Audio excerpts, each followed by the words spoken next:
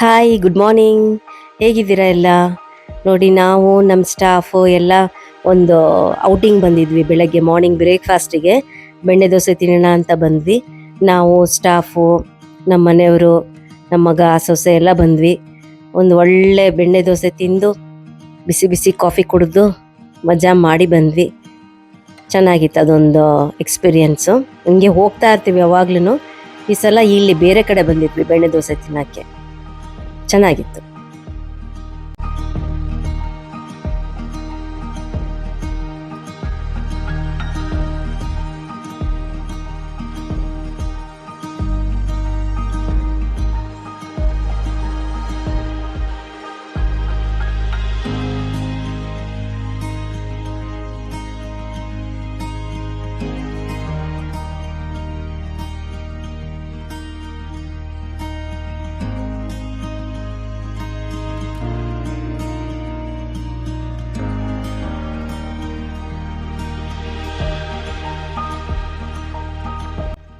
ಇವತ್ತು ಪಂಚಮಿ ಹಬ್ಬ ನಮ್ಮ ಮನೇಲಿ ಶನಿವಾರ ಮಾಡ್ತೀವಿ ನಾವು.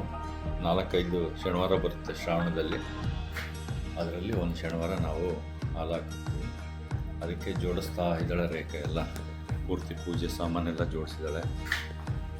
ಎಲ್ಲ ಅಡುಗೆ ಎಲ್ಲ ಸ್ಟಾರ್ಟ್ ಮಾಡ್ಕೊಂಡಿದ್ದಾನೆ.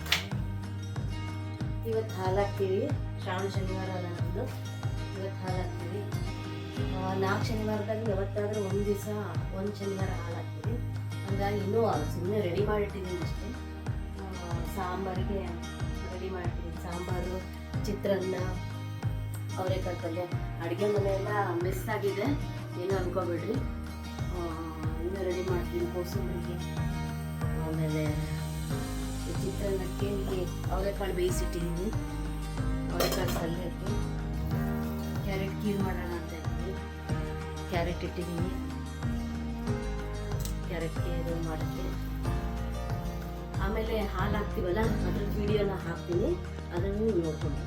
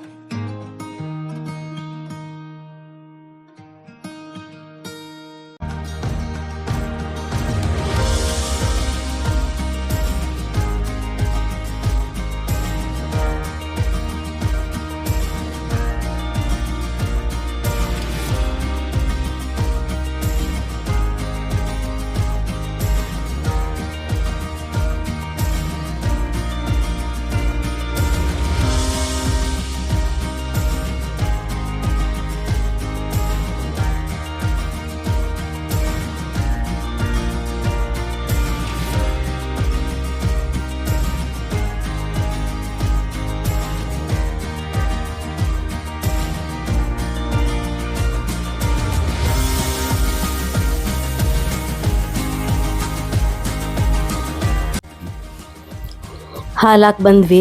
ಅವತ್ತು ಏನು ತಿಂಡಿ ತಿಂದಿರಲಿಲ್ಲ. ಆಗಲೇ 11 ಗಂಟೆ ಆಗಿತ್ತು ಹಾಲು ಹಾಕಕ್ಕೆ ಹೋದಾಗ. ಹಬ್ಬದ ಅಡುಗೆ ಮಾಡಿದ್ವಿ.